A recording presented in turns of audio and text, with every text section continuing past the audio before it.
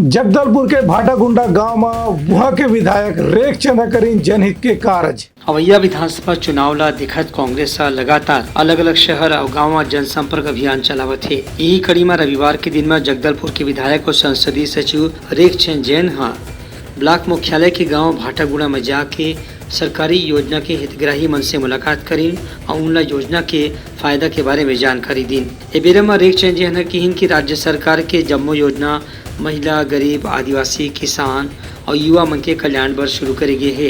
ये योजना के ज्यादा से ज्यादा लोगन मन ला फायदा उठाना चाहिए, तभी सरकार के उद्देश्य है पूरा होही।